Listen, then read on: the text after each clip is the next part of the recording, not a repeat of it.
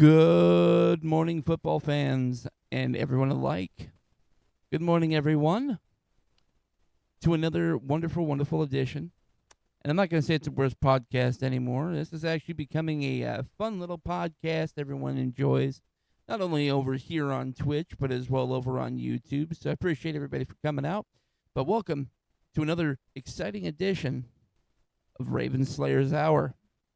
So as title confirms, we are going and continuing our lineup predictions this week, finishing up the NFC with the NFC North, with AFC South afterwards, and then going on to the AFC East to finish off the finishing off the NFC, starting on our AFC predictions.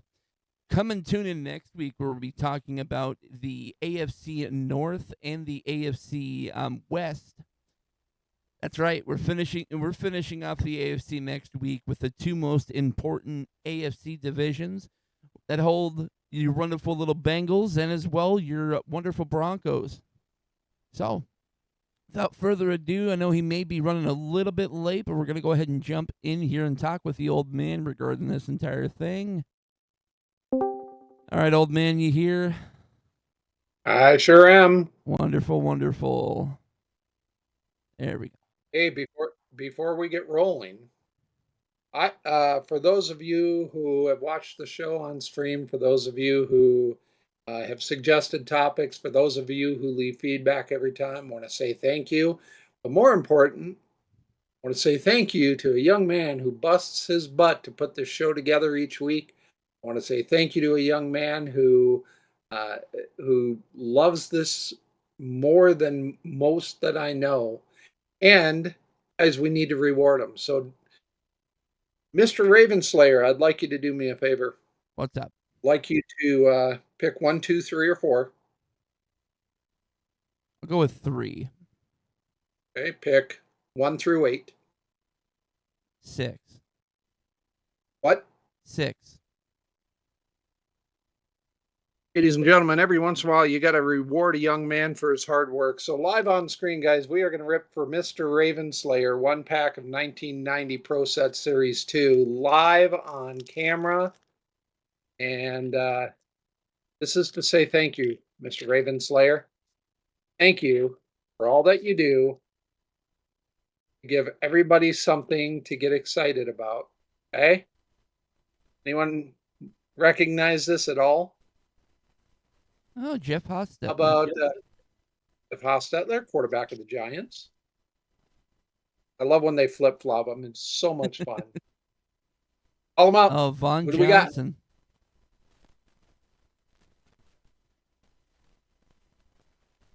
Trace Armstrong.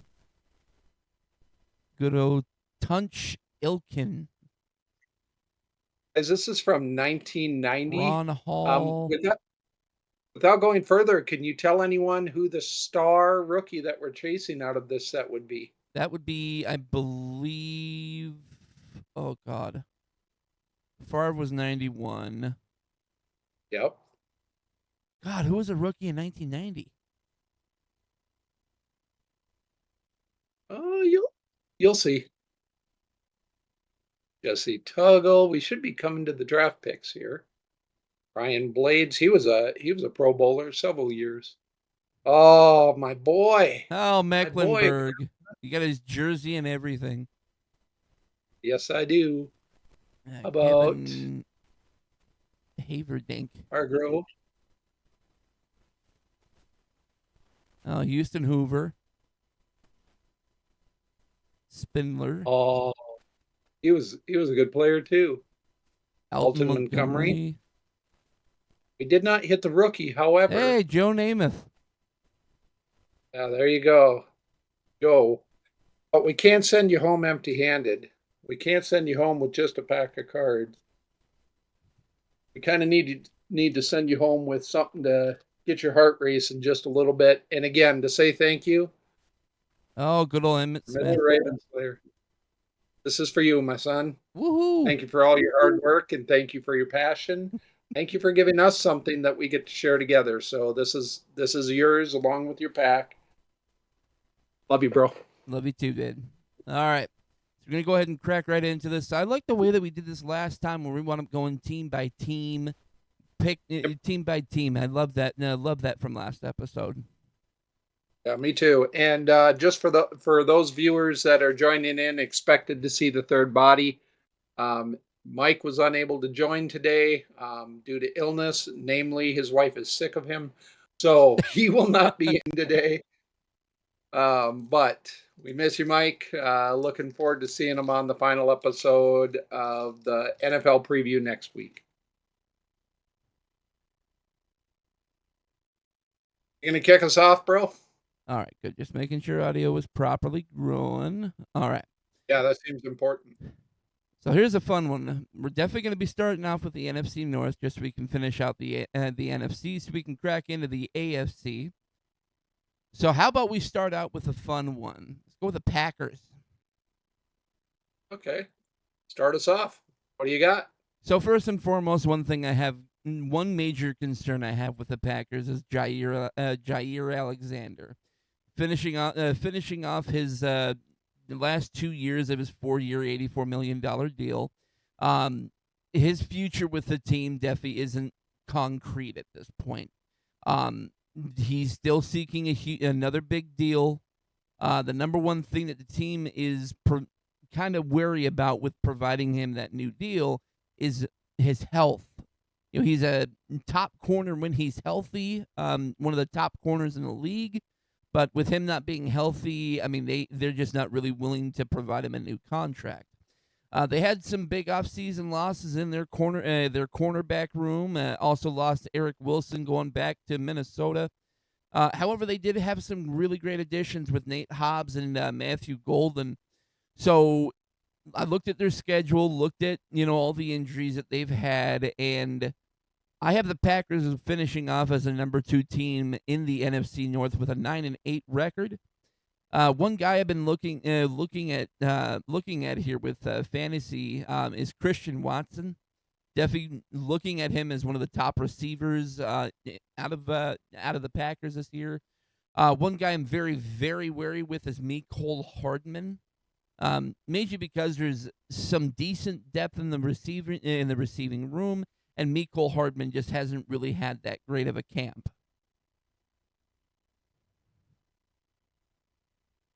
So this is probably one of the tougher divisions to rate, top to bottom.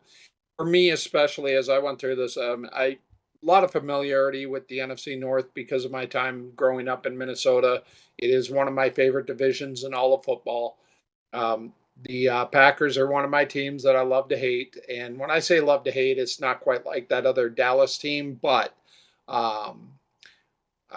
I guess I got to love them a little bit more since my Broncos got their first Super Bowl at the expense of.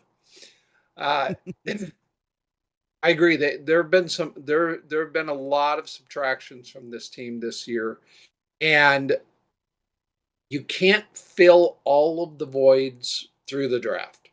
I don't feel like they went out and spent the way they could have in terms of talent in the offseason. This division is up for grabs. Now, when I went out and looked at record prediction, I didn't come in very far off from you. I did come in at 7-10, and biggest problem is, what is the team's identity going to be? We all know about Jordan Love, but is Jordan Love truly the next heir apparent that'll spend the next 10 years as a quarterback for that team? Is it Josh Jacobs? Is it that running game? Are they going to try to play some smash mouth football that the NFC North is so famous for? Or is it the average defense that's going to have this team dancing around 500 all year? For me, when it comes to a fantasy hit, in this case, when there's so many unknowns on this team, I went with safe. I chose Josh Jacobs. He seems like the guy who's the safest bet to repeat on last year's success. He had 1,300 yards, 15 touchdowns, 36 receptions. It's really hard to predict what you're going to get out of Jordan Love, especially with the fact that he's already had to have surgery this offseason during the preseason to try and get ready for week 1. For Matthew Golden, might take a little bit of time to find his way in the NFL, but I think if he's probably, to me, the guy that's most likely to be that number 3 receiver. I think Christian Watson actually slides to 4, especially with his injuries. Um, as far as my fantasy bust, I'm going with Jordan Love. You just don't know if that injury to his hand is the ligament damage in his hand is going to cause problems for him throughout the year. And I don't know that that team is going to put up points on a regular basis. So Jordan Love, I think, he's already got an average draft position of 16th overall at quarterback. So a lot of owners already know. A lot of owners feel the same way. They're not putting a whole lot of faith in this guy, and I probably would not draft him outside of a QB2 and a spot starter based on schedule. Yeah, definitely agree with So, you there.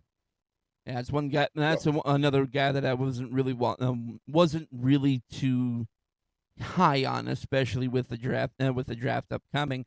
Also, this is a great time to also bring up the fact that in a couple of hours is my actual fantasy draft. So going over these guys and getting some information between my dad and myself, spitballing ideas off of each other. It's definitely great to hear a secondary voice behind all this. So Absolutely. we're gonna go from here. We're gonna shoot off. Where do you think we go next? Do we go with the Nittany Lions or the uh, or do we go a little bit further north and go for the Vikings? Uh, I say we save the Vikings for last. We can go Detroit next, and I'll start off with that one.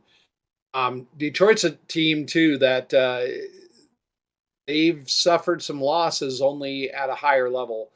With Ben Johnson gone as their offensive coordinator, now off to Chicago as a head coach, the question will really be whether or not this team can make a run and come close to last season's performance, and whether or not this defense is going to get back to looking like that defense from the first half of the year with the potential return of Aiden Hutchinson. Um, I I think they're actually in for some pains. Anytime you're talking about changing out an offensive coordinator, you're talking about a new system for players to get used to.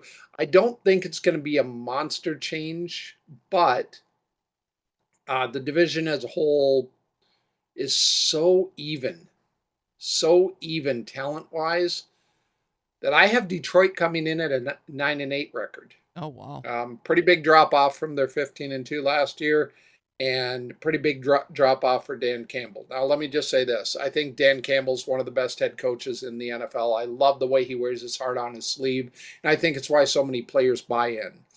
Um, but you cannot ignore that Ben Johnson and how he ran that offense is a really, really big part of what made that work. Um, for me, fantasy hit Jahmyr Gibbs. He's the 3rd overall back coming off the board currently. Fantasy owners already expecting big numbers again for Gibbs this season.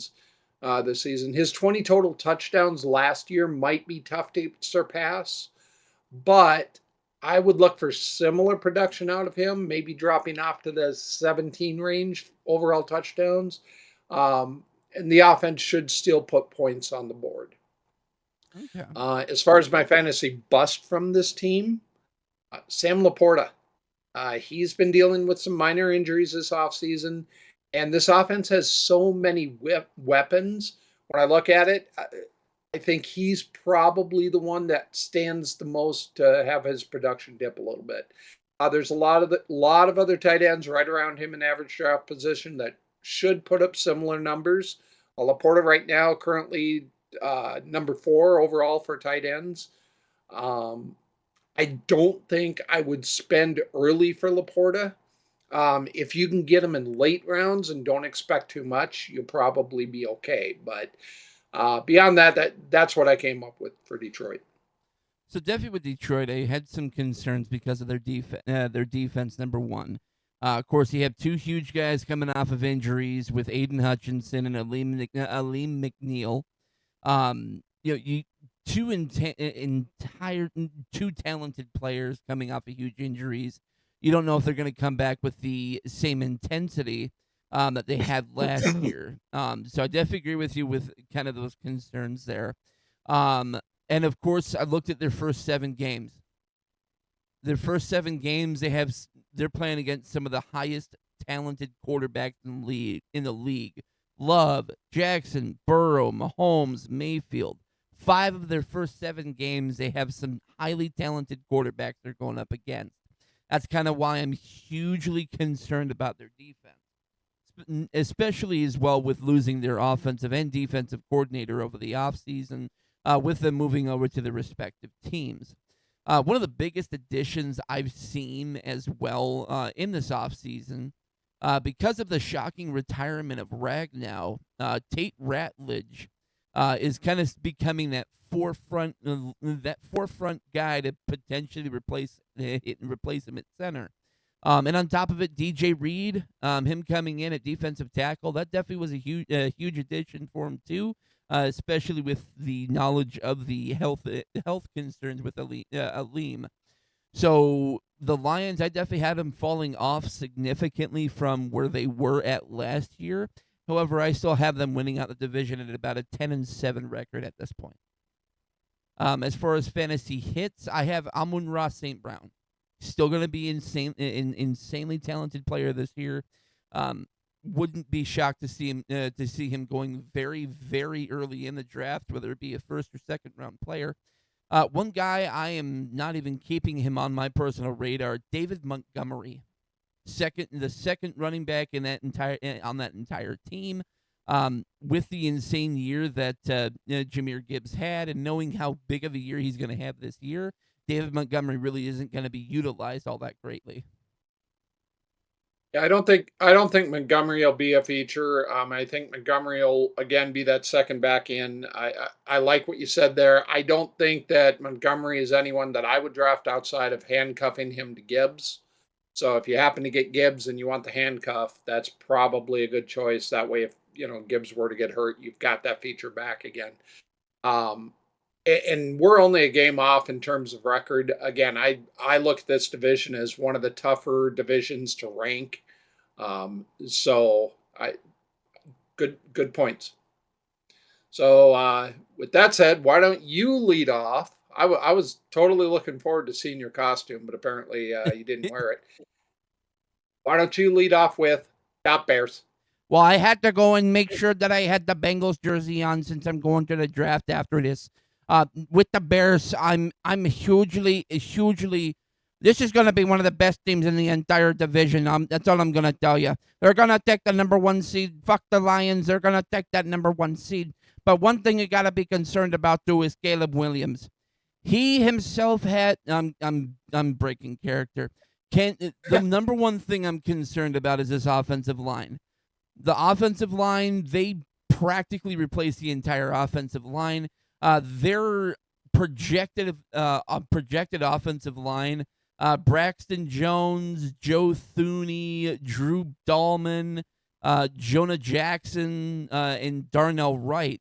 The only one really that stands out for me is Joe Thuney. Him leaving Kansas City, coming in. I mean, that's great to have veteran impact on the offensive line, but what are you gonna do with protecting your young quarterback, your franchise guy, the guy who's gonna be the next Jim McMahon, the one who's gonna lead us back to the Super Bowl? They're gonna be just like the '85 Bears. I don't see it. The one thing I saw as far as great additions in the offseason was Deo. I'm gonna butcher this last name. Odeyingbo.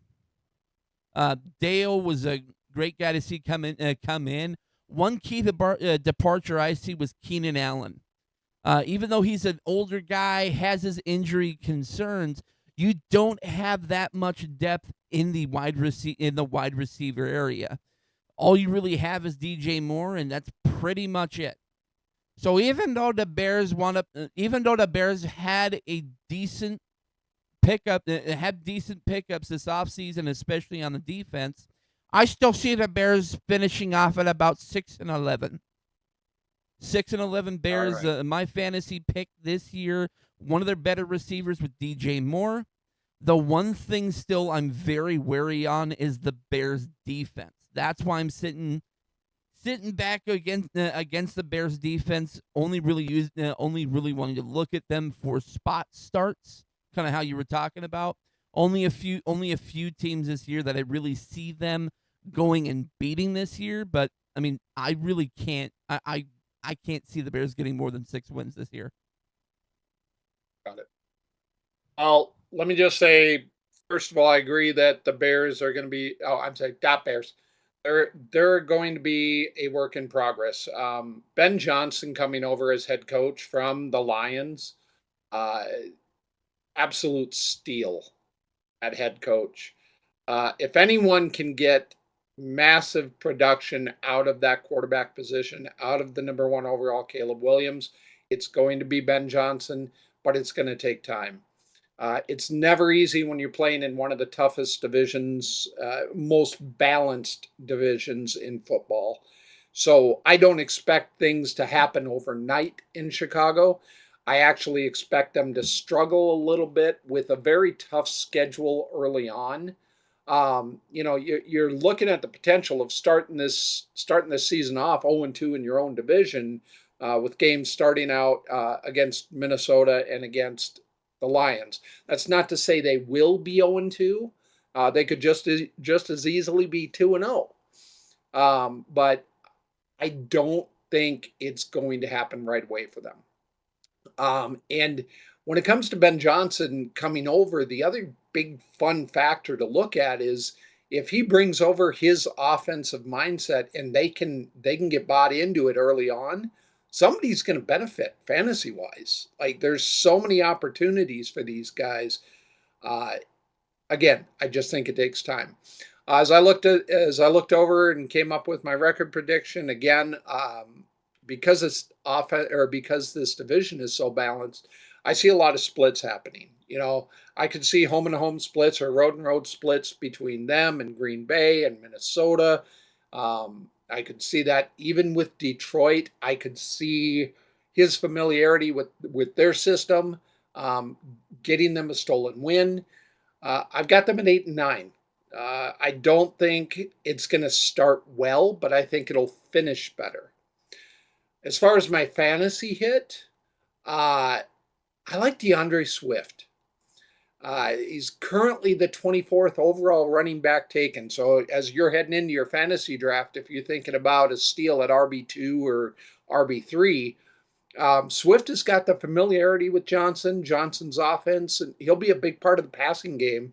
With no true second back in this locker room, I would for the Bears to lean on Swift. I think he's going to way outperform his draft position. Um, Now, one thing I'll disagree with you on, you said that they don't have any depth at wide receiver outside of DJ Moore. I couldn't disagree more. I think Rome Odunze is a guy that has the potential in this new offense, maybe not to mirror Amon-Ra St. Brown's numbers, but definitely to approach them. And I think Luther Burden III, their second round draft pick out of Missouri, this guy could light it up. I think that receiver room will start slow but finish strong. So if you're looking at guys to stash on your bench as you get closer to the playoffs, I wouldn't have any problem looking here. For my fantasy bust, though, I'm going to go with the guy that everybody seems to be in love with, Sam Laporta. He's had some minor injuries in the preseason, and Laporta's with the Lions. Oh, geez. I'm sorry. I'm sorry. Backing The up. old brain. Don't worry, everybody. It's fine. It's fine. Backing up. Yeah. Yep. Sorry. Let me back up. Caleb Williams is going to be my fantasy bust, but for the first half of the season. Same thing with his receivers. It's going to take time to get used to the system, and if you watch any of the videos from the camp this preseason, Caleb Williams' struggles to adjust have been more than documented. I think he'll struggle early on, but again, Ben Johnson is a guy. If anyone can get the most out of Caleb Williams and show us why this guy was the number one overall pick, it's going to be Johnson. Caleb Williams could be a second half star, but I think more realistically, next year is where we're going to see the true Caleb Williams come out. All right. I'll take us to that final team in the NFC North, the good old Vikings. The Minnesota Vikings, yeah, they're looking at some tough times this year, possibly, or they could be just as good as advertised. We really don't quite know what to expect. You got the Justin Jefferson, the Jordan Addison. We got the JJ McCarthy coming in, the TJ Hawkinson. So many weapons. It's really hard to know for sure. It's really hard to know for sure what we're going to get. Uh, Viking character. Uh, for the Vikings this year, it really comes down to, is JJ the guy that they hoped they were getting when they drafted him last year? And were they right to let Sam Darnold walk when they don't know for sure what they've got? Uh, I read an article early this offseason that talked about how Kevin O'Connell had built a quarterback proof system. That feeling of, I'll go back to the Mike Shanahan days in Denver where he had a running back proof system. It didn't matter who he plugged in at running back. He got 1,000 yards out of them. There's a feeling that Kevin O'Connell can make any quarterback good.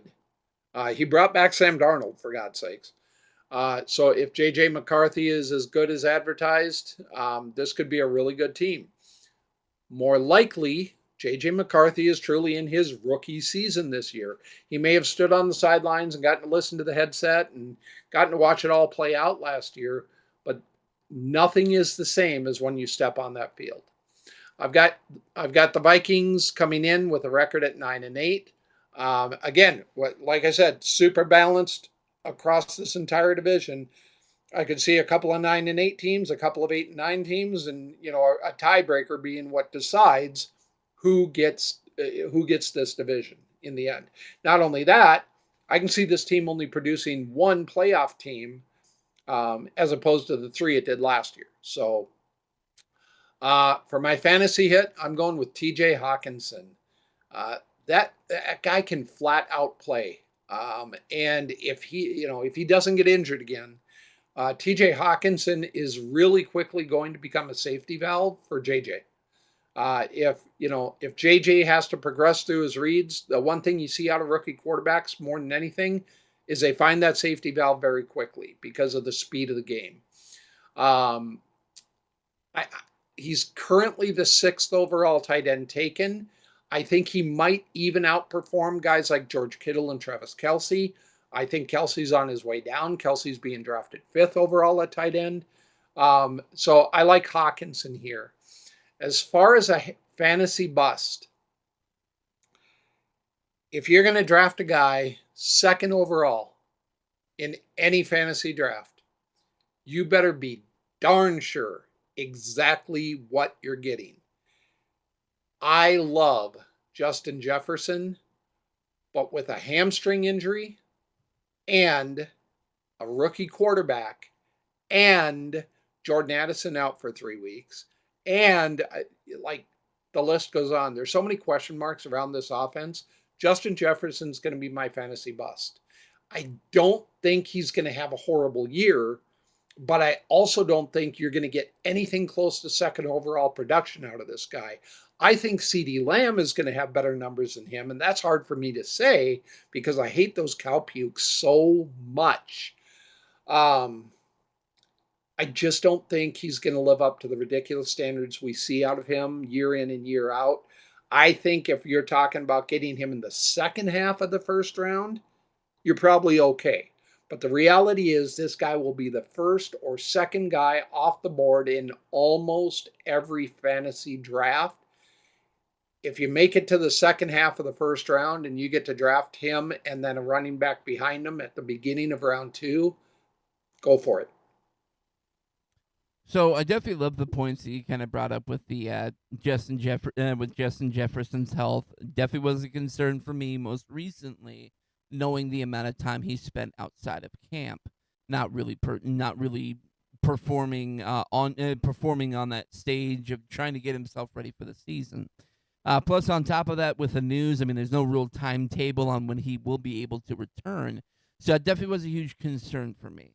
Of course, to your larger point, J.J. McCarthy, his first year as a true starter.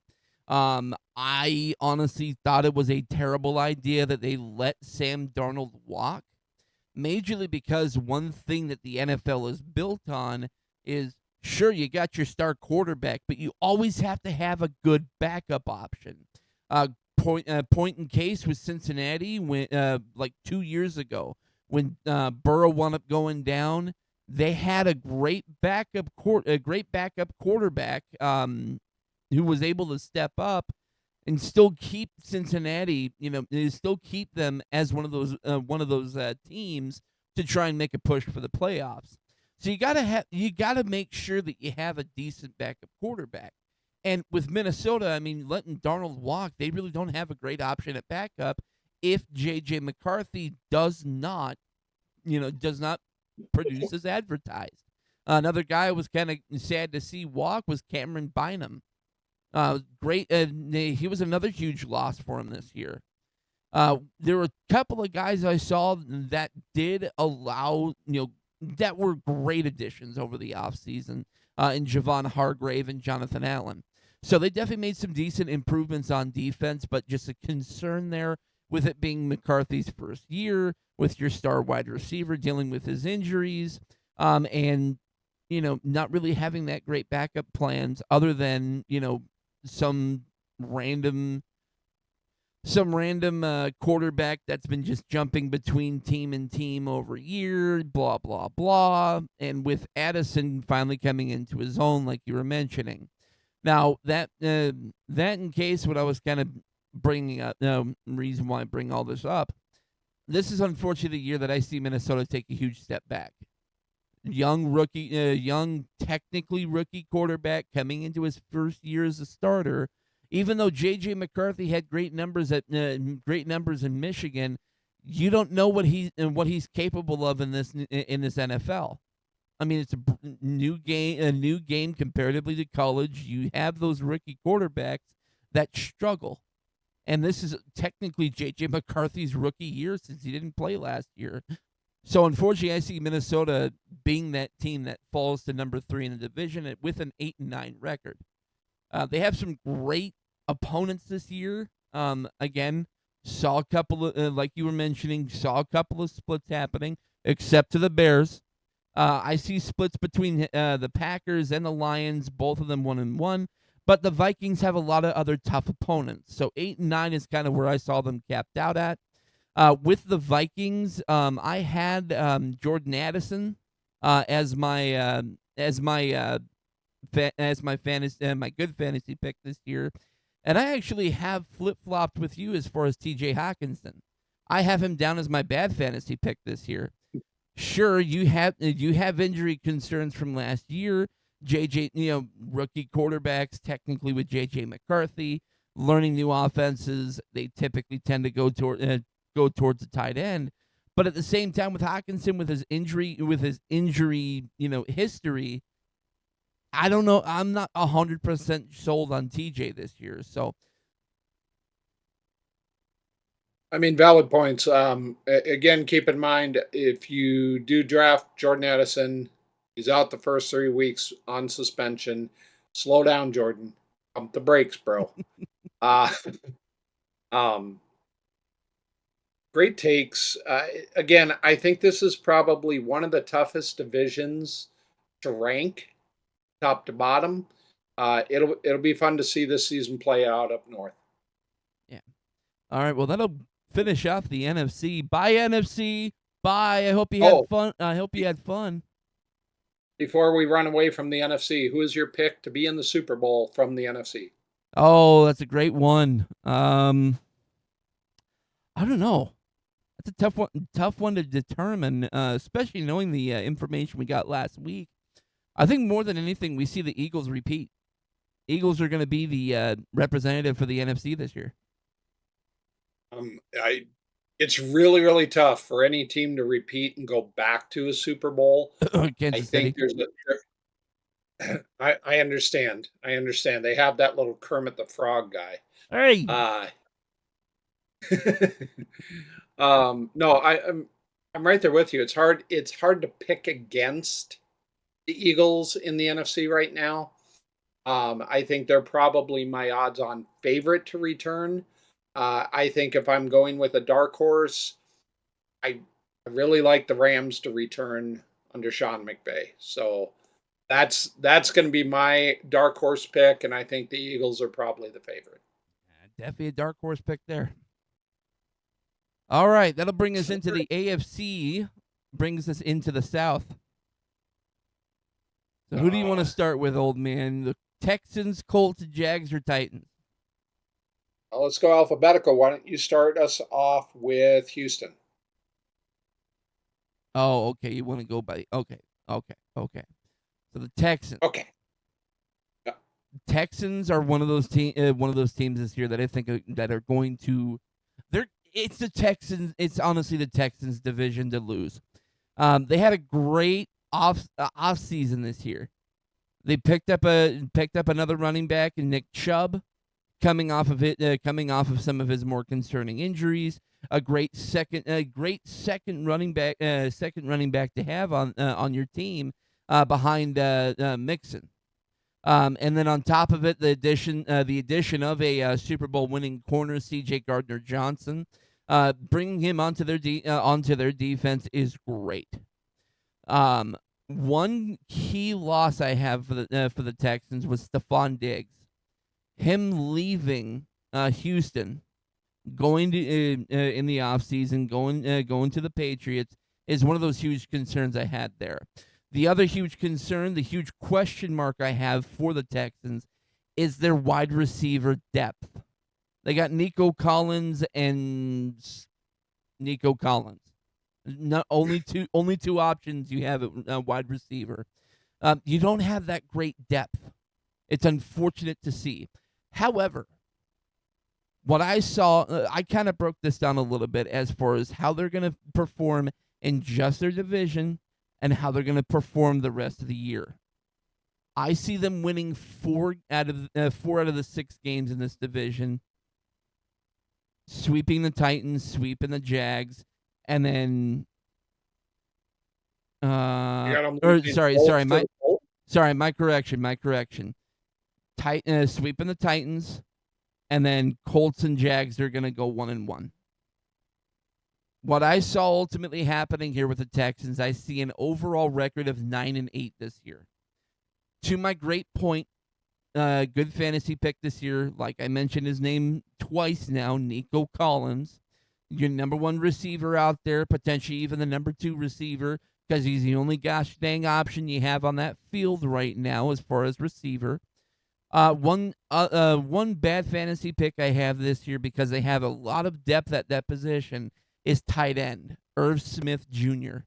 He's not going to stay on this team this year, and if he does, he's going to be your second. He's going to be your second guy on the list here. He'll be third on the list. No, I like what you had to say there. For me, Houston, like kudos to them, man. They learned from their playoff blow up last season. They went to work on fixing holes. The improved offensive line, and I'm going to throw this name out there, guys. Get to know him.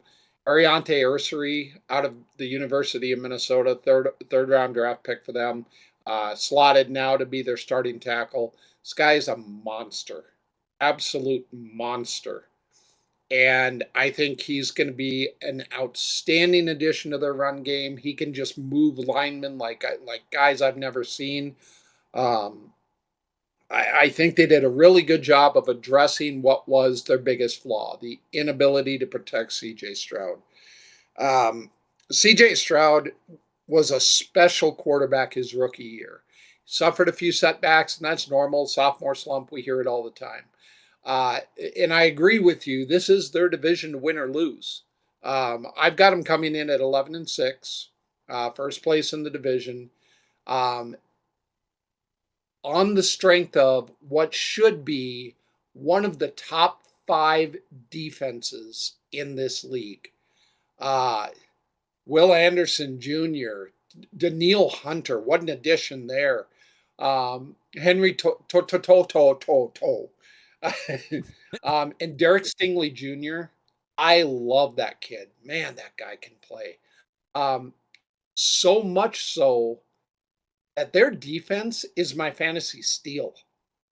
This squad should rank in the top 5 overall, and it's really tough to talk about a fantasy defense as a true hit, but they have an ability to turn in quality points every single week. They play against that doesn't feature a whole lot of high scoring offenses that they're going to have to face off with. So when you're giving up 7 or 10 points a week at most, that translates to points. Not only that, they create turnovers, they get sacks. All of those things are points. Not to mention they boast a really great end of season schedule that if that's your defense in the playoffs, you're probably outscoring your opponent's defense because of that mindset we have of a revolving defense week in and week out. You mentioned that wide receiver room. I will say watch for Jaden Higgins. Second round pick, I believe out of Iowa or Iowa State. I forget which one. I think he could be a very special player in this offense to complement Nico Collins. The addition of Christian Kirk coming over from Jacksonville. We all know Kirk is now not a wide receiver one. Heck, I think Christian Kirk is best served as a slot receiver that gets the chance to produce over the middle and then stretching down the field with the threats on the outside. So I don't think this team's going to put up 30 points a game, but I think they're going to outscore their opponents often. As far as a fantasy bust, guys, don't draft based on name. Nick Chubb is my bust because barring injury to Joe Mixon, who's going to be the workhorse of this offense, Chubb is simply a depth back, and he's not a guy that's going to remind owners of yesteryear. We're not going to get the numbers he got in Cleveland when he was one of the top running backs in the entire league. I would say best case scenario for rostering Chubb would be a handcuff to Mixon, and he might not even be a roster spot unless Mixon gets injured. Also, watch for rookie Woody Marks, 4th-round pick out of USC. He looked better in week 2 of the preseason and might surpass Chubb on the depth chart. So there you go. That's Houston for me. All right, since we're going alphabetical, that'll bring us into the Colts, correct? Don't mind the pause there. He was just taking notes to get ready for his draft. But Indianapolis, man, who's going to quarterback this team? That Is was it my really going to question be mark. Anthony Richardson? Yep. Is it really going to be Anthony Richardson? Is he ever going to live up to the hype? And if not, is Daniel Jones actually the answer? Can Jonathan Taylor return to the years of prominence that we saw in this offense without a quarterback or weapons around him in order to take the pressure off? Couple of fearless predictions. First of all, their record. I've got them improving slightly. 7-10 overall in the for the season. I think I've got them third in the division. Let me double check. Yeah, third in the division. I just don't see enough talent yet for this offense to put up the points they need in order to win. As far as a fantasy hit, though, goes, guys, keep an eye on Tyler Warren. If you're looking for a guy that you can steal, Tyler Warren is special. Man, he has the chance to finish as a top 5 or 6 overall tight end if his quarterbacks can find him. And again, with both of these quarterbacks, they're going to need a valve. They're going to need a safe guy, someone they can throw the ball to and trust that he's going to get his hands on it. He has the ability to stretch the field, and that's what had the Colts so excited to draft him at number 13. He's already showing playmaking ability through the first 2 weeks of the preseason, 25-yard catch yesterday. And if this team is going to win, He has got to take the pressure off of other wideouts, allow them to stretch the field on the boundaries. Um, he's being drafted 4 rounds later than guys like Travis Kelce and Mark Andrews. And I really expect him to post very similar numbers to those two guys by the season's end. So, what that means for you as a fantasy owner, if you're drafting him 4 rounds or later and getting the same production, it means you're going to be able to draft a guy instead earlier on that's going to far outperform somebody 4 rounds later down the line. For my fantasy bust, I'm going with Jonathan Taylor. I know he's one of the true few feature backs left in the NFL. You look at his backup. Who the heck is Tyler Goodson? Who is DJ Giddens? He's still being drafted as a low end running back one, and toward the end of the first round in most drafts right now. There is no clear cut threat to force defenses to stop playing 8 in the box. And the breakout potential for him or the ability to outperform draft position just doesn't seem real. If he suffers another slide or another drop in production this season, we don't even know if he's going to be their RB1 next year. So I love Jonathan Taylor. I love everything that he can do. I just don't see him doing it this year. If you get him toward the middle of RB2 time, great. But I definitely would not want Jonathan Taylor as my feature back. So that definitely brings us case in point with the Colts. I definitely agree with you. What you were talking about initially, the concern with quarterback right now. Who the heck is going to quarterback this team?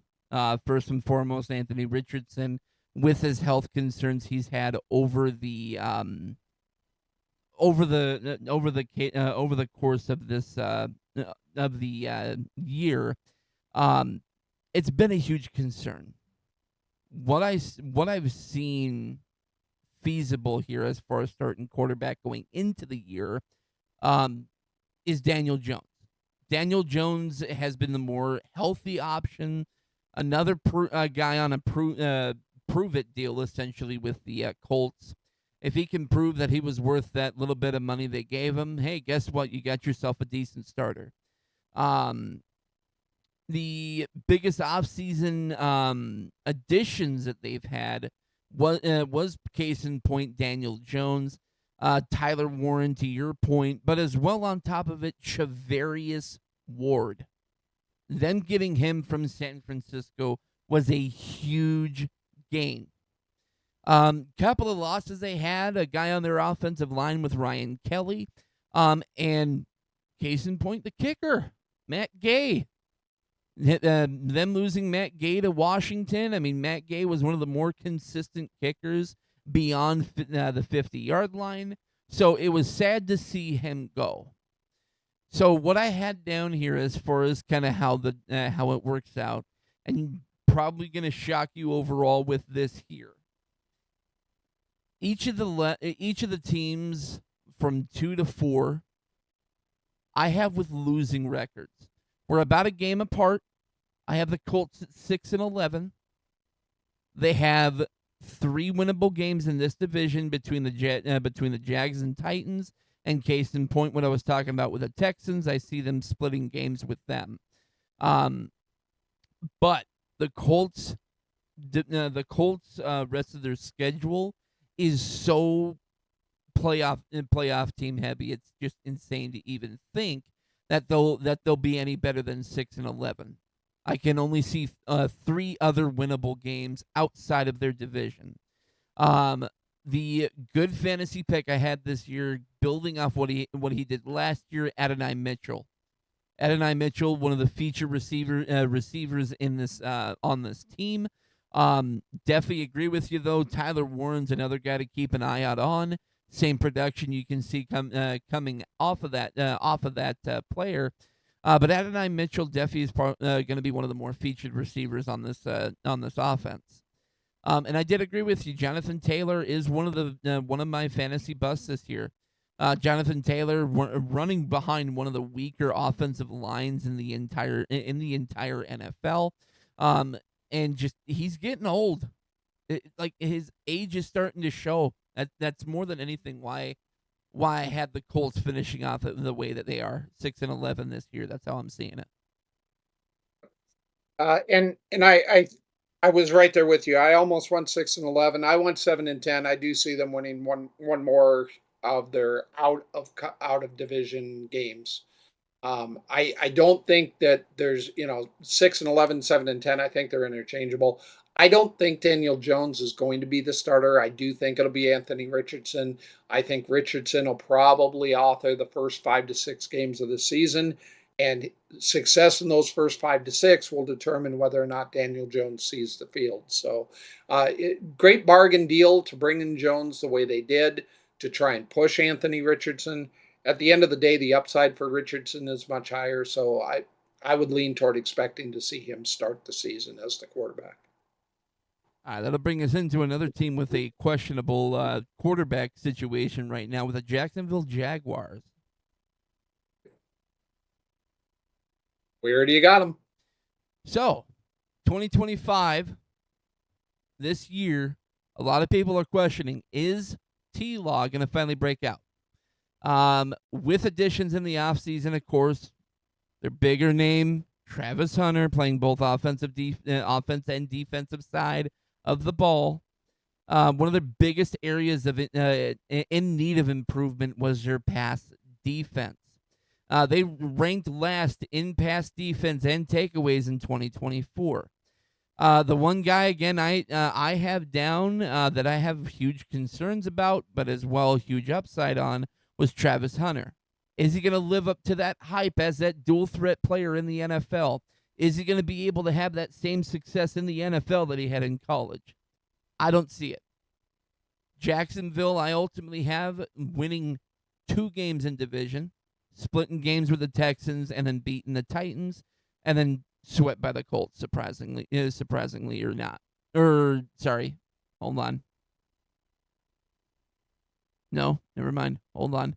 3-3. My apologies. 3-3 in the division. But taking in point the rest of their games this year, I was hugely concerned about.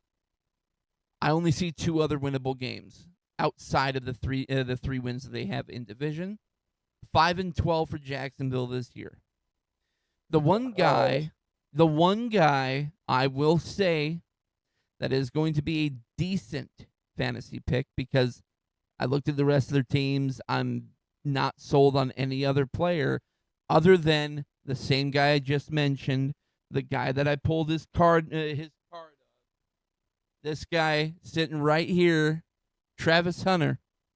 He is my fantasy pick this year. Now, Travis Hunter, I don't see picking outside of 3rd or 4th round. He may be even a later round pick. Travis Hunter, still decent player, a player that's coming into a brand new offense. Travis Hunter, I could see developing very well throughout the season. If you have to pick a Jag, Travis Hunter is the guy I'm going after. The one guy I'm more highly concerned about is their running back situation. The guy I'm steering away from as fast as what's his name? God, who was that player with Kansas City who got himself out of trouble for speeding down the Rashee Rice, steering as far away from this guy as Rashee Rice did when he crashed his car. Travis Etienne, hugely concerned about him. Just, I'm not sold on him at running back this year. Like, again, spot starter possibly. He's not going to see the field as very often as far as other running backs on that team. So I'm very skeptical on Travis Etienne this year. Oh, first of all, you're right about one thing. Travis Hunter is the guy that brings all the excitement to Jacksonville this year. But the real question is on what side of the ball, because as much as he wants to play every down on both sides of the football, it just isn't realistic. Nobody's body holds up to that. He already has an oblique strain. Like, this is the NFL, boy.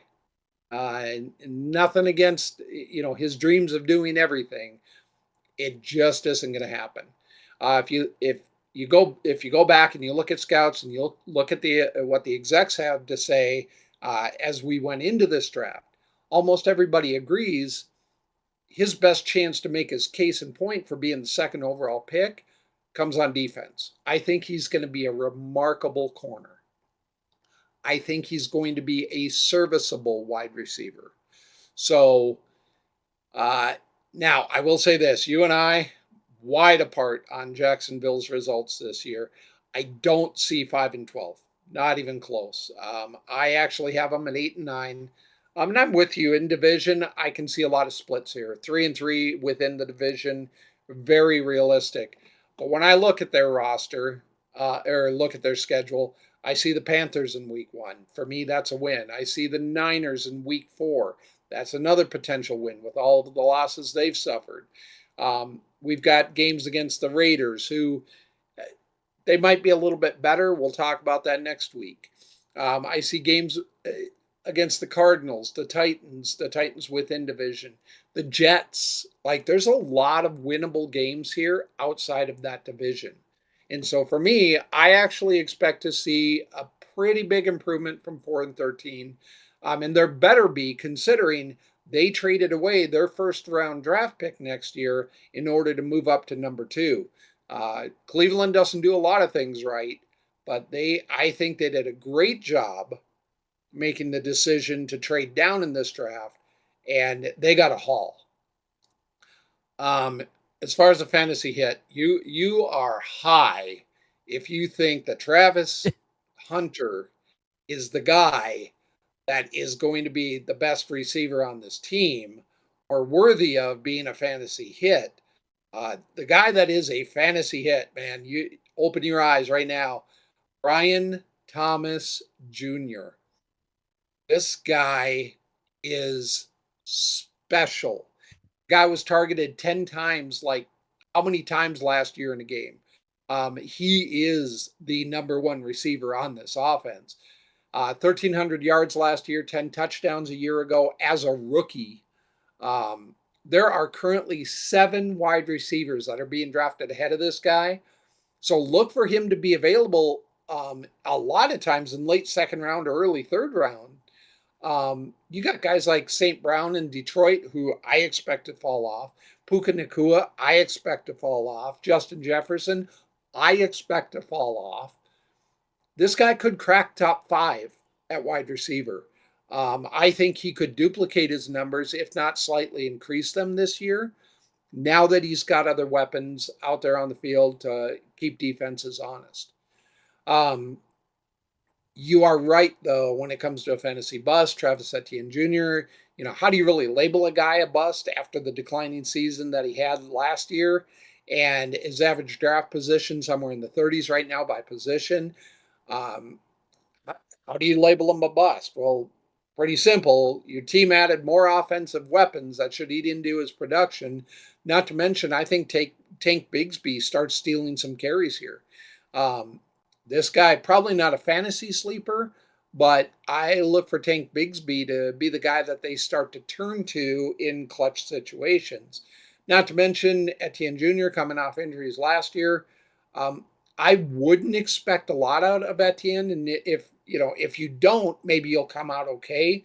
I would roster him maybe as an RB3 or for depth, but not much more than that. Okie dokie, that'll bring us into the Houston Oilers. I mean the Nashville Oil. I mean Tennessee Oil. I mean Tennessee Titans. Yeah, we're a long way removed from that Music City Miracle, aren't we? Wow. Um, Tennessee, the story is first overall pick Cam Ward. No other quarterback that came out of this draft has the ability to make an impact immediately the way that Cam Ward could. That is the story in Tennessee this year. But how much can you really expect from a first-year quarterback with limited weapons around him? I'm going to go way back here to the '90s, and I'm going to use Troy Aikman as a great example here. Troy Aikman arrived in that Dallas team with one weapon. He had one weapon back then, and that was Michael Irvin.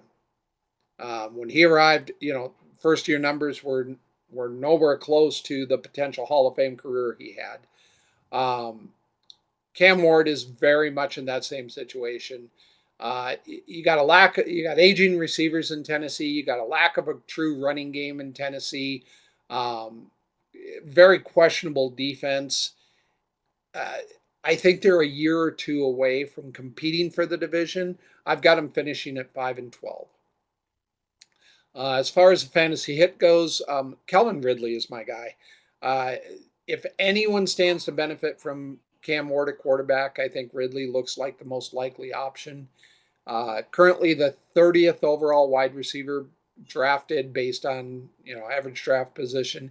He still has that big playability, and he has a chance to catch some deep balls and possibly reach 1,200 yards, maybe 6 to 8 TDs, possibly.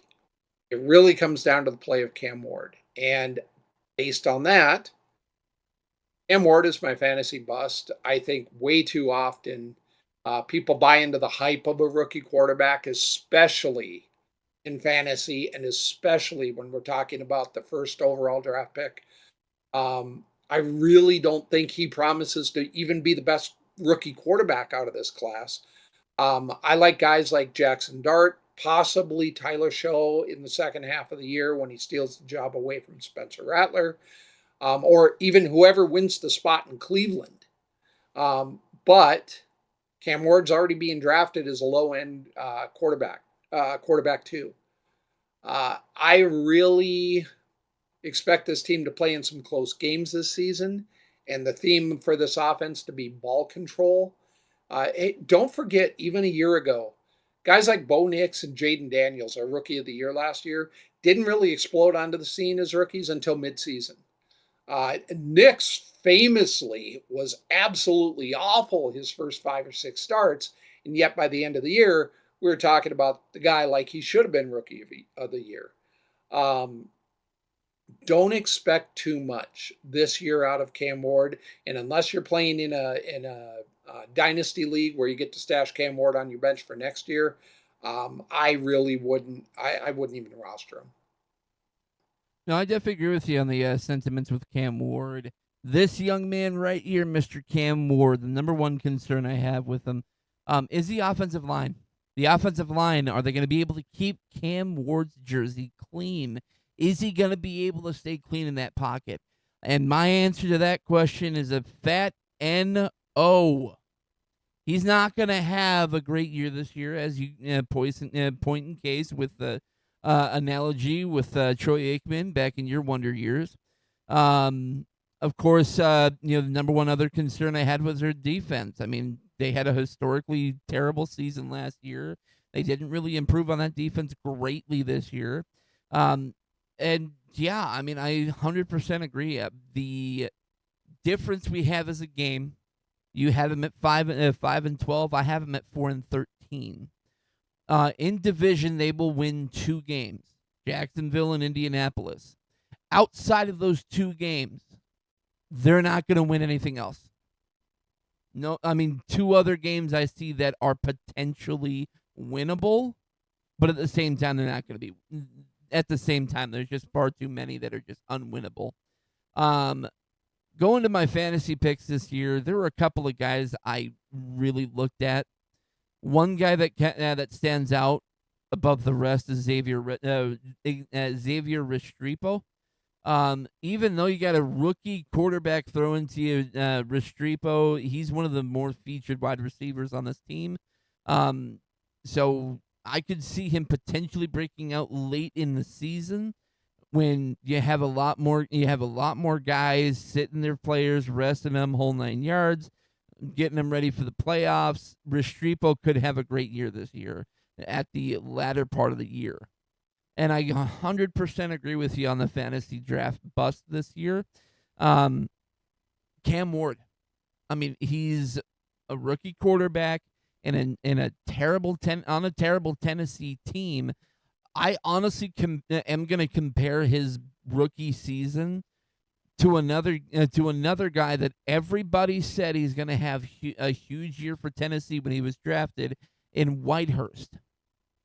When Charlie Whitehurst got drafted to Tennessee a couple years ago, he was in there being viewed as a guy who's going to save Tennessee football. He's going to bring him back to the good old days of the Music City Miracle, whole 9 yards. But he couldn't do it. Now, in the same argument, Cam Ward, I mean, he has a little bit more talent than Whitehurst. Again, with him being a rookie quarterback on a terrible team, unfortunately, I just don't see him getting the same amount of protection he got in college. He's just not going to be that successful in the NFL this year. Next year, maybe. So let me just touch on your fantasy hit, Xavier Restrepo. I don't even know that this guy will touch the field. Keep in mind, they brought in Tyler Lockett. They brought in Van Jefferson. Another rookie, Elick Manor, I think is more likely to see the field ahead of Restrepo. If the guy never gets on the field, I don't know that he can be a fantasy hit. If you're gonna go receiver other than Ridley, I do like Van Jefferson. He'll be their true number 2. Tyler Lockett, I think, is a little bit over the hill and used up.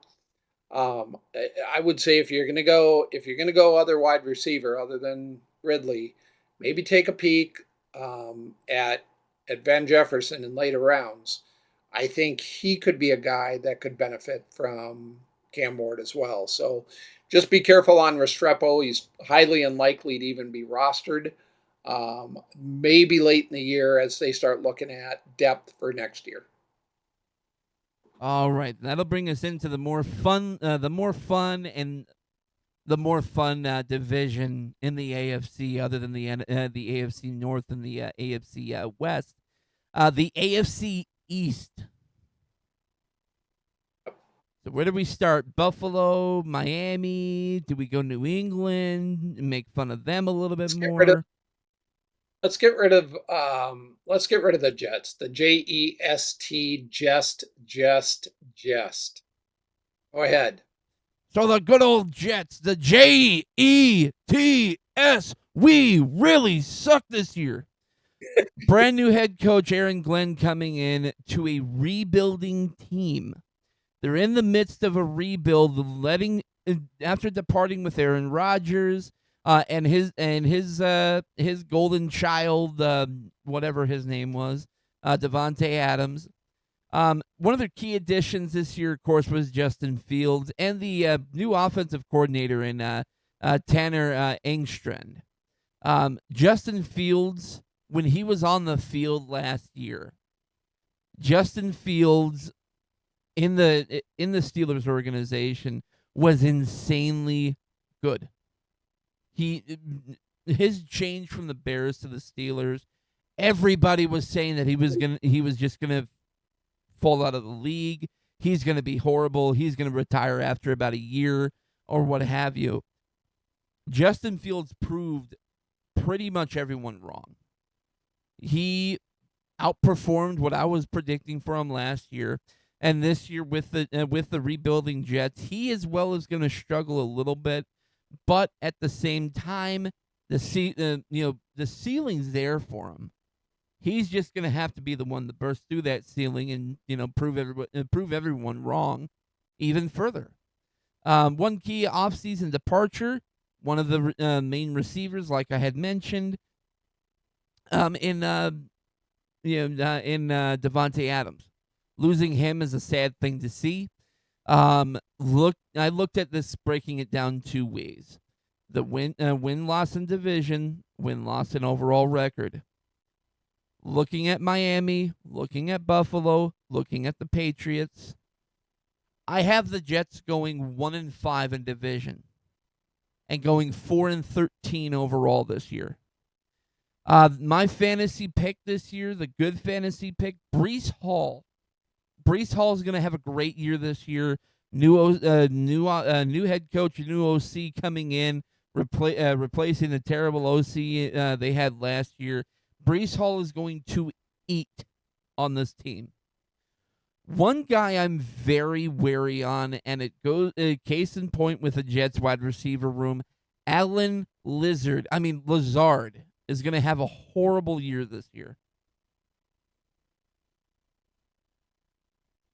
So I think you are pretty close to dead on point with the Jests. It's another year, another Jets letdown. Like Justin Fields, I know he had a better year in Pittsburgh last year, but he has been struggling to connect with the receivers early in the preseason, through camp even. The connection just has not been there. Other than the running game, this team is dangerously close to being the worst team in football. There's a couple other teams that are close, but I have the Jets coming in with a 3-14 record. Now, what that means is that guys like Arch Manning need to be watching very closely and pay attention to what happens throughout this season. Not to mention, this team has a brutal first half schedule. I have all three of their wins coming in the second half. Wow. 0-8 is a really real possibility for this squad before they finally pick up their first win against the Browns in week 9. Let's just review. They're home against the Steelers. For me, that's a loss. I know that we got to worry about Aaron Rodgers, but that's a loss. They're home for the Bills. At Tampa Bay. No. At the Dolphins. Tua beat us. At those cow pukes. I hate to give that team a win, but they get a win. They're home against the Broncos. Really? Like, good luck. Here's the only other potential winnable game in the first half is at the Panthers, but they're on the road. They're 0-6. 0-7 looks really possible. And then at the Bengals. Like, there it is. It's 0-8. I don't see it any other way. And if they're 0-8 after the first 8 weeks of the season and 1-9 after week 10 and a loss to the Patriots in New England, wow. As far as the fantasy, you're dead on the money. Brees Hall. This is the lone bright spot for this team is their running game. And Brees Hall has the potential to carry a heavy load. If this team is going to stand a chance in games, they're going to play ball control. Until Justin Fields can start to connect with a superstar in Garrett Wilson on the outside. I just don't see it any other way. He is currently a high-end running back 2 in most drafts. The pick doesn't come without risk. If they are down in games, carries become pretty scarce for running backs, especially if you're down by more than a score. I would still look to Hall to be the lone bright spot this season as far as this offense goes. As far as a fantasy bust, outside of a mid-season sell-off, Garrett Wilson is going to be my fantasy bust. If these guys have a brain at all, Garrett Wilson should become trade bait at the deadline. If the offense is as bad as it looks so far, he has way too much talent not to be someone that you explore a high-end return on if they're out of it by the time that we get to the trade deadline. If you can get a first or second rounder, ship them off to some contender, and then prepare to build around a top quarterback in the draft next season, like, what else do you do? I just don't see that Garrett Wilson is going. I mean, he'll be the guy that Justin Fields tries to target, but I just don't see that he's going to live up to the numbers from even 2 years ago before, Aaron Rodgers screwed them all up. So I love Garrett Wilson as a player. I just don't see the fantasy stats coming this year for him. Well, all I know is the Jets are going to be on that ashwagandha couple of weeks from now. So where do we go from here? Do we go to the Pats? Do we go to the Dolphins? Or do we go with the Bills? let's go with the team that I have third overall in this division with a 9-8 record, mainly due to a very favorable early season schedule. I'm going to go with Miami. Miami at 9-8. Let's talk early season for them. Hold We on, just talked the early. you have the Pats finishing better than the Dolphins this year? Whoops, Oh slow my God, down, he's breathe, high. Turbo, breathe, breathe, Turbo. Let's talk about the early season for Miami. You've got games at the Colts, which I think is very winnable. You've got the Patriots at home. You've got the at the Bills. There's a loss, but then you get the Jets, the Panthers, the Chargers, the Browns, the Falcons. Like the first half of the schedule, I think is going to feature 6 wins. 6 out of the 9 games. I think they're 6-3 at the midway point. Um, the second half, 7 of their last 9 games are against last year's playoff teams and could leave Mike McDaniel out of a job and Tyreek Hill going off the deep end again. Uh, let's just go with my fantasy hit, and it's fun to say, but I think Tyreek Hill has a bounce back this year. Uh, I mean, here's a guy, and shout out to Chris Collinsworth. This guy is primed to rebound. He has such a desire to win, and he's really eager to prove right now that he's made up with his teammates after calling for the trade following the missing of the playoffs last year for the first time ever in his career. I know Jalen Waddle will get a lot of the attention, but Tyreek Hill is still the guy that puts fear in defensive coordinators throughout the league. His speed, his ability to get over the top. I really think he bounces back. He's going to have over 1,200 yards this year and probably 9 touchdowns. If this team is going to finish with the winning record, I expect. And look for the first half of the season to be where he gets the majority of his production. As far as the fantasy bust goes, I'm going with Jalen Waddle. If Hill is going to return to his previous numbers, who's going to lose? I think Jalen Waddle is most likely to suffer a decline, even after a decline in 2024. He's currently being slotted somewhere in the mid rounds, but he's got an injury history, and there's not a ton of upside for a guy who's at best a wide receiver 3 option. And let's not forget any injury to Tua, I don't know, concussion, anyone, could change everything. But I really think Waddle stands to be the biggest reach based on upside on this team. I made sure to knock on wood there when you were mentioning Tua turned the ball over. So case in point, before we go further on the Dolphins, so a lot of my research, what I do when I sit and review some information, I tend to watch from professionals in the industry, especially with CBS. One thing I forgot to mention about the Jets, Ledgers, whoever the heck he is high when he is making these predictions. Going back to the New York Football Jets, when I was watching the video, he was claiming that the Jets are going 9-8 this year. I made the same face as soon as I heard it. Going back to the point of Miami, Miami is that team that I do have finishing off number 2. Case in point with Jalen Ramsey, he's my number 1 concern right now, refusing to play, potentially wanting to get traded out of Miami. Made me sit and look at the cornerback room this year, and they do not have a ton of depth at cornerback this year. You have question marks as far as who's going to step up and replace Jalen Ramsey. Tyreek Hill, his age is starting to show. As I was, of course, you were mentioning his age is starting to show. He's a step slower than what he usually was, so I'm very concerned with him returning to the same numbers he had last year. Some of the bigger offseason losses I saw were Teron Armstead and Javon Holland. Losing those 2 guys was a huge loss. Now, they did have a couple of key off-season additions with James Daniels and Jonah. I'm absolutely going to mispronounce his name. Jonah Savaiinae. Adding those two guys was huge to have those improvements on their team. Now we have a difference of one game. I have them going 10-7.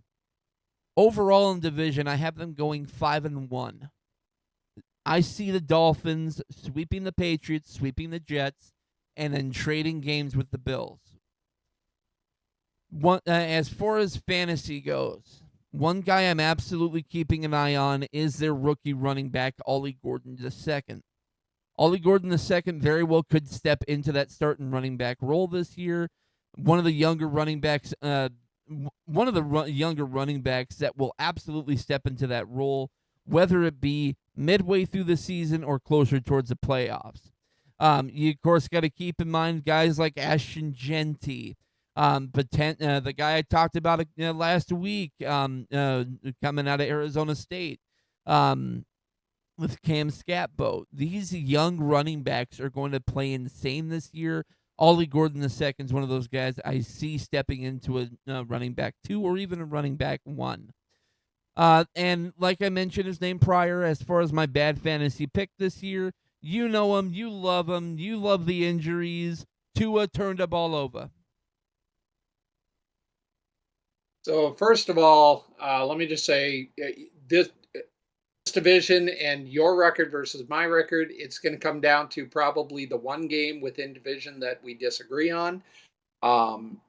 Second, nothing against Ollie Gordon II. He will not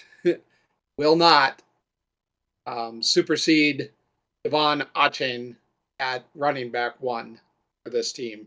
Devon Achane is a fantasy stud. If you can get him, you should. He touches the ball more than almost any running back in the NFL. He is, at least for me, a quality RB1 that should be drafted in the top half of almost every draft. He catches the ball, he runs the ball, he scores touchdowns. He could be the number 1 or 2 running back this season. So Ollie Gordon, stash him as a handcuff to Devon, but Devon Achane is the stud on this team. So keep an eye on that. So arguing, kind of trying to bring up an argument with Ollie Gordon II. A couple of hours ago, they announced here that Devon Achane is actually dealing with a soft tissue injury right now, and they're predicting him to be out between days and weeks. There has not been a timetable on his return. So that's why I'm sitting here saying Ollie Gordon II very well could step into that running back 1. But again, up to Miami, up to McDaniels, or whatever his name is. But yeah, that's kind of why I'm talking about Gordon II. And I get all that, but at the end of the day, I don't think it's going to be a long-term injury issue for Devon. We'll see. Maybe I'm wrong. But I really don't think it's going to be long-term. I think if I can get him, I'm going to get him. And then again, feel free, handcuff Ollie Gordon II if that's the guy that you think is number 2. I would not draft him as a feature back in this system. Maybe it happens. Maybe Achane is out, like CMC style last year. But I really think he's the guy. We'll see. So that'll bring us into the team that I think that you're absolutely high with saying they're going to be number 2 in this division, the New England Patriots. Well, you can lead it off, and then I'll tell you where you're wrong. So, the only note I had on the Patriots here is their key off-season addition in Stephon Diggs. You finally got a decent target for your young quarterback in Drake May. Trying to build off their year from last year, terrible year from Drake May. Had to rely on a backup guy to wind up at the end of the season to get him a good win. That brings up the argument here. I know I mentioned the Jets going 1-5 in division. This could happen with the Patriots too. Getting swept by both the Dolphins and the Bills, trading games with the Jets. Outside of those games, I see them going 5-12. They only have really 4 winnable games this year. There's a couple of things that I'm still super concerned about. Drake May, he's coming into his second year. Not a whole lot of other talent outside of Stephon Diggs when it comes to receiver. The defense did not improve that greatly over the offseason. I'm still not sold on the Patriots being better than 5 wins this year. The hits on fantasy, Ramondre Stevenson, still a feature running back on this offense. Ramondre Stevenson could be that guy you go after. My fantasy bust this year is Drake May. He does not have the offensive line to protect him. He has one guy he's able to throw to, and that's Stephon Diggs, and that is it. Wow. Okay. All right. We're going to fight on this one. I have a feeling already. I think it's really important that I point out how much I love my son right now, because what I'm about to do to this poor boy, it's kind of like when you take the kid out back of the whooping shed and you put him over your knee and you go AP style and make him pick out his own branch. I don't think you could be any more wrong about this team. And let's talk about the biggest offseason addition to this team. It is not Stephon Diggs. It is Mike Vrabel coming back as head coach. Mike Vrabel is such a significant upgrade at head coach. If anyone can unlock the potential for this team, it's going to be because of him. And let's talk schedule for just a minute, because you brought up that there were only 4 other winnable games. All right, we're gonna go week by week. Ready? Right, let me pull up their schedule. Give me a brief moment. Yep, it's your schedule, because I don't know where you're only seeing 5. We're gonna find out though. All right, I have their schedule pulled up now. Here we go. Week 1, Raiders at home, win or lose. Okay, we agree. Week 2, at the Dolphins. Loss. We agree. 1-1 each. Week 3, at home against the Steelers. Loss. Win. All right, so there's one of ours. Week 4, at home against the Panthers. Win. Okay, so you're at 2, I'm at 3 wins. Week 5. Loss. At the Bills. Loss. I agree. Week 6, at the Saints. Win. Okay, we agree. I'm at 4, you're at 3. Week 7, at the Titans. Win. Okay, we agree. I'm at 5, you're at 4. Week 8, against the Browns at home. Loss. You're high. See, the only reason why I bring up it's going to be a loss, because with the Browns, one thing that you could see, if God, who are they looking at starter right now other than Shador? Dylan Gabriel, Joe Flacco. They could start Flacco in the first few games. Browns are not stealing this game. The Browns are not stealing this game. How about week 9 at home against the Falcons? I have a loss there. Okay, I have a win there. Week 10 on the road in Tampa. Loss. I've got a loss. Week 11 at home against the Jets. Win. Week 12 on the road in Loss. Cincy. Yep, agreed. Week 13 at home against the Giants. Loss. Win. Loss. Next one. Loss to the Bills, loss to the Ravens. I'll give you those. And then I've got them sweeping out the final 2 weeks against the Jets and the Dolphins. So loss okay. On those two. What? Yeah. Okay. All right. Let's talk about New England. Couple of things. First of all, Drake May, I think, is poised to make a jump. And you said they didn't do anything to improve that offensive line. Hey, just a reminder, they drafted the best offensive lineman in this draft in Will Campbell from LSU. He is going to be a bookend tackle for them for the next 10 to 12 years. Will Campbell is a stud. As far as weapons, if you've got a second-year quarterback and you're going to try to make sure that you get the most out of him, you find him weapons. And write this name down right now, because this is the one who's going to make Ramondre Stevenson a fantasy bust. You heard it from me, fantasy bust. Travion Henderson is going to steal the starting job from Ramondre Stevenson. Now that it'll be a 1-2 punch. Don't get me wrong. It'll be a 1-2 punch. Henderson returned a touchdown 100 yards week 1 on special teams. Week 2 scored another touchdown. This guy is insane. And prediction. I said it here now so that 18 weeks from now, 19 weeks from now, we can come back to this recording. Travion Henderson will be the rookie of the year for the NFL. Forget Ashton Genty. Forget Cam Ward. This guy will be the the rookie of the year offensively for the NFL. I can't, I don't know how else to say it. I was praying that Henderson fell to the Broncos, that he went to Denver. He did not. Denver did get Pat Bryant. We'll talk about him next week. Henderson's a stud.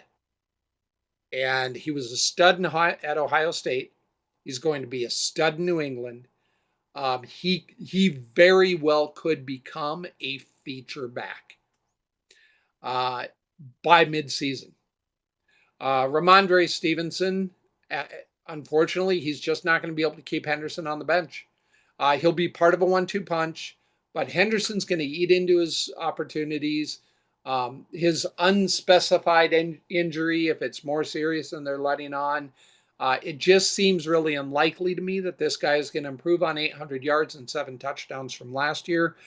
And in point in case, his average draft position is 20 slots lower than Henderson right now. So taking a risk on Stevenson to be anything more than a backup depth on your roster right now, I think is a big, big risk. Look for Stevenson to fall off and look for Henderson to be your starting running back, possibly by week 2. So there you go. 10-7, second overall in the division. 10-7. 10-7. Oh my Lord! Now, bringing up your point, of course, Will Campbell. I mean, there's not a whole lot of other depth on this offense. You got Will Campbell. You can plug in at right or left tackle. Morgan Moses, of course, building off of his year with New England. You got your 2 starting tackles right there. But then, I mean, guard Cole Strange, possibly. And then as far as your other offensive guard, take your pick. And then, I mean, center, I mean, Bradbury, I could see it happening. I really like the addition of Bradbury. I think Bradbury is going to be solid in the middle, and he's, even when he was with Minnesota, he's a really good offensive line captain. He calls things out well, and he's going to help this line to gel. It's probably not going to happen overnight, but I think this offensive line is going to come into their own. As far as weapons on offense, Stephon Diggs, when he's back from his hamstring injury from last year, if he can stay healthy, I think he's solid. I really like Demario Douglas. I really love Hunter Henry as a tight end, always have. Austin Hooper is a nice second tight end. Jaheim Bell. They've got a lot of tight end depth here. Kayshon Boutte could be a steal at wide receiver. A lot of this does come down to whether or not Drake May can make that jump. I think he can, especially under Mike Vrabel. And Mike Vrabel loves to run the football. So, again, watch for Henderson to be the rookie of the year. Watch for Stevenson to fall off slightly from last year as the number 2 back in this offense. Oh, you must suspect that rock star over there because you. All right, so that will bring us into the final team that we're going to be talking about today, the Buffalo Bills. Yep. All right. Look, There's no secret here. Buffalo is one of the top 2 or 3 teams in all of the AFC. Um, they will absolutely win this division, and they will win it going away. Um, this team, the question is, are they the favorite to represent the AFC in the Super Bowl finally? Nope. Do we get back to, hold on, breathe, brother. Put your jersey away for a minute. Calm down. Um, it's the question. My real question is, are they going to be 7-0 heading into the Week 8 showdown with Kansas City? I don't think it's unrealistic to think they're going to be 7-0 going into that game and possibly 8-0 coming out of that game. Let's go over their schedule early on. We've got the home game against the Ravens. I think they win this game. Being at home, first game of the year, I like them to win. Then they get the Jets, the Dolphins, the Saints, the Patriots, the Falcons, the Panthers. 7-0. Very realistic, or 6-1. I've got Buffalo finishing 12-5, first place in the AFC East. Fantasy hit Josh Allen. Like, guy was the MVP last year, even after watching Stephon Diggs depart and losing him halfway through the season. There's no true standout at any position in this offense. His ability to improvise, his ability to make it all happen with no-name receivers. No-name receivers? Oh, when I say hold on, when I say no name, we're not talking about guys who are your top 5 overall or possibly even the top 10 at this position. Allen makes them into receivers and into names that you're looking at in your draft. The same way that another quarterback that I'm very fond of, John Elway, did back in the 80s with guys like Mark Jackson, Ricky Nattiel, Vance Johnson. Nobody knew who these guys were, and yet they produced in this offense because of their quarterback. Josh Allen does that. He is my fantasy hit. His ability to not just throw the ball, but run the ball. For me, he promises to live up to his average draft position as the number 2 quarterback off the board. He should come off the board late in the second round, early third round in most fantasy drafts. He should continue to put up rushing TDs. He should continue to throw close to 30 touchdowns. I think fantasy-wise, Josh Allen is the safest thing on this team. And then we go take a look at this roster and this depth chart. Let's talk for a minute.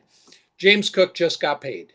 I'm not saying he didn't deserve to get paid. James Cook got paid. I like James Cook. I don't know what to expect out of him. You got Ray Davis behind him. Like, in this team, this is a team who spells their running back, and they're going to share carries. They're going to share some touchdowns down near the goal line. They'll catch a lot of balls.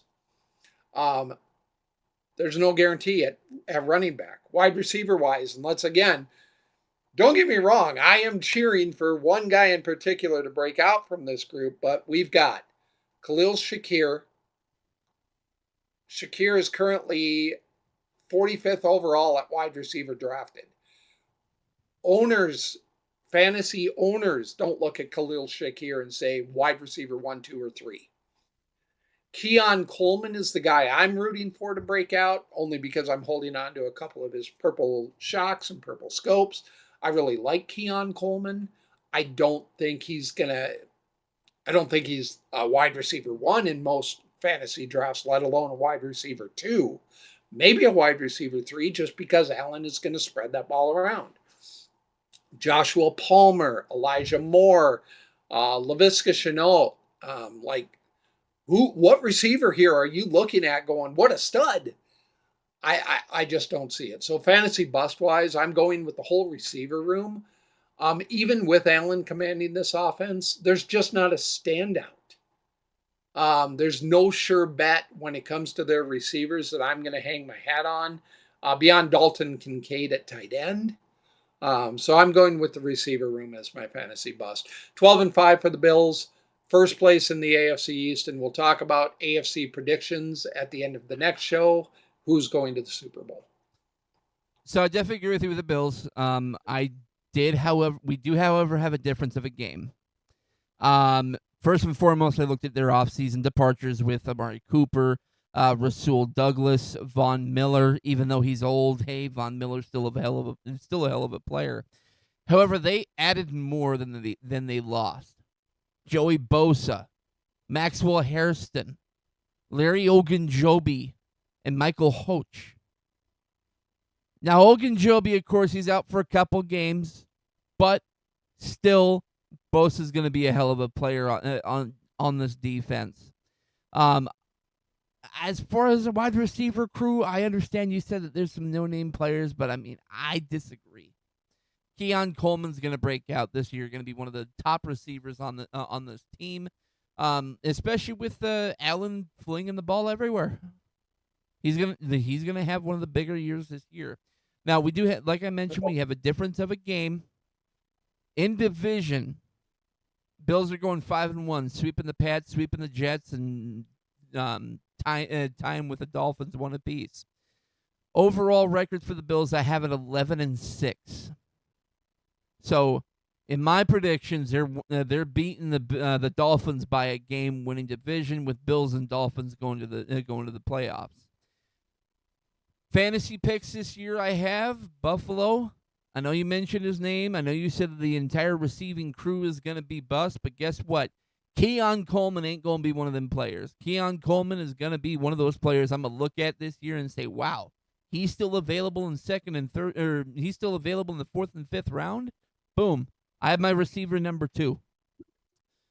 As far as fantasy busts, I looked at their tight end crew. Dalton Kincaid, of course, is a standout tight end. However, they have far too much depth at tight end.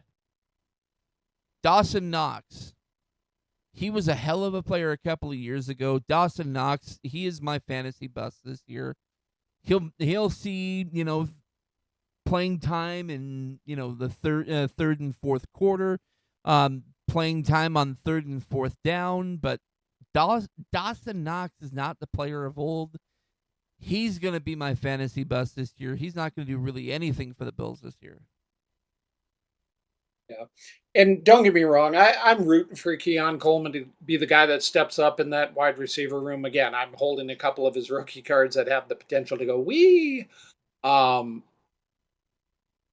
think there is a better chance of Ray Davis making a big leap this year.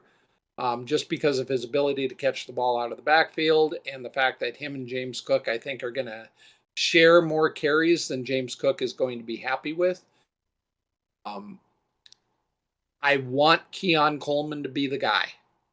I think he potentially could have numbers equal to Khalil Shakir. I don't think Shakir is a true wide receiver 1, period. I just think that the way that Allen spreads the ball out, no one in that wide receiver room is going to put up monster numbers.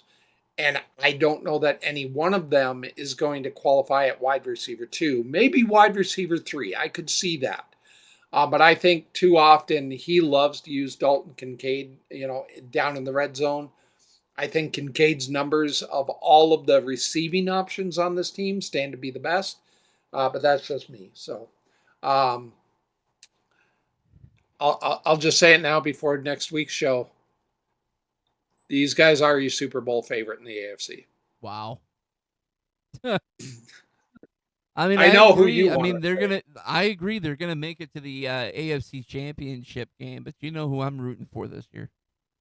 I know who you're rooting for, and I know you'll be a homer when you make this pick. See how I didn't do that? See how, even though I wear this jersey, Okay. Okay, Whatever you say there, bud. All righty. All right. Hey, by the way, good luck. Good luck today in your fantasy draft. I hope that you don't take your homer too far in this draft.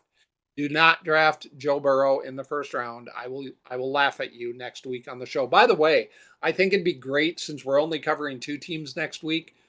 Take good notes on your fantasy draft, and let's talk about your draft. Here's my suggestion. each round that you're picking, write down the guy who went before your pick and the two guys who went after your pick. I think it'll be fun to review that way and be able to say whether or not you got steals or you were a reacher. So what I'll We'll call do, you Jack Reacher. yeah, what we'll do with that, I'm gonna go ahead and after the draft is over, I'm gonna post the. I'm gonna take a picture of the entire board that we got, put it in general chat, and then the general text chat, and we'll go through go through each one, and that way we can have a live reaction to who I picked, who the other guys picked, and we can sit and say, all right, this is how your how the fantasy league could end out. But case in point, I do also want to bring up here very importantly, last year I took spot number 2 as far as a win in my fantasy league. This year, the Who's Your Mamas are taking number 1. We'll be rooting for you. All right. On that note, best of luck to you. I think you'll do well. Joe Burrow doesn't belong anywhere beyond the third round. Don't draft him before I'm not that. drafting it. See, that's the thing, and I also might as well bring this up. Last year, as far as drafting in fantasy, I took Saquon with my number 1 pick, and then I took Mixon with my number 2, and then of course later on in the year, as you know, during the trade deadline, I took a. Time out. Hold on. Don't Oh say it yet. Lord! Don't say it yet. I will never forget the conversation that occurred shortly after this happened. Um, Folks, if you have the MVP candidate on your team for fantasy and he has your team 8-0 or whatever your record was at that time, do you ever trade the guy? Go ahead, tell him. All right, so as he Tell brought him what up, you did.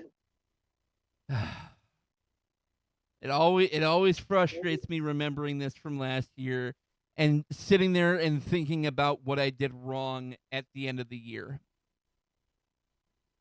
At the trade deadline, I was sitting there looking at deals that were being offered. The guy I made the trade with, he offered me, I want to say, it was another running back, a different running back he was offering me that was having a decent year up to that point until he got injured and was out of the year. But at the trade deadline, I traded away Saquon Barkley. Who's the feature person in this trade that you got back? Jamar Chase. All right, folks, let this be a lesson to you. This is very, very important. Do not, I repeat, do not allow yourself to be a homer when it comes to fantasy football. Jamar Chase is a stud, and Jamar Chase should probably be the number 1 guy off the board in most fantasy drafts that involve PPR. But you had a great receiver room. Well, the receiver room You had from a great the receiving room from last year, kind of what I was looking at here. It was T. Higgins I had in a rotation spot. God, who else did I have last year? Are you looking at the camera, sir? Yes, I'm looking at the camera. I see it's T. Higgins. I'm well aware. You see this little bag with Emmett on the back? Yes, I see it. Thank you. This is just to remind you not to be a homer because I put your homer in the pack for you. You don't have to do that in the draft.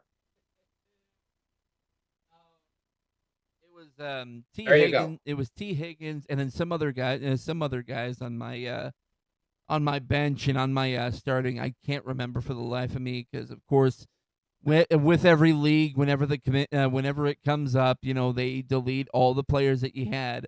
But that was my biggest regret last year, getting rid of the consensus MVP. This year, however, consensus MVP from last year is going to be a guy I ain't looking at this year because, as you made points last week, what happens to running backs after the 2,000-yard year? They fall off. Yep. So, yep. All right. I will say, if I can get Saquon in the second half of the first round, I'd still take him. Absolutely. All right. Good luck to you. Thanks to everyone who tuned in, and we will wrap this up next week when we talk about the two most important divisions in football. Yep, the team that will be representing the AFC in the Super Bowl, the Cincinnati Oh, you Bengals. love my Broncos. You love my No, Broncos. no, That's no. Bo Nix is gonna fall off this year. We all know it. All right. I'll see you next week, all old right. man. Take care. That'll bring us into the end here. I appreciate everybody who came out and watched the entire thing. These are becoming more and more fun to make. These predictions. Next week is going to be a lot more fun, especially understanding we're going to be talking about my division and his division. We plan this out. We plan this out ultimately here to ensure that we all, wanted to make sure it was right at the end. So I appreciate everybody coming out, and of course, knowing that we're going to be breaking down my fantasy draft next week. That's going to be a lot more fun too. But I appreciate everybody for coming out, and for those of you watching on YouTube, I as well appreciate the love and support. Again, any other suggestions y'all have coming up here after the preseason's over? We may go through week by week reviewing games as well, talking about the big games, the little games, recapping the week, whole 9 yards.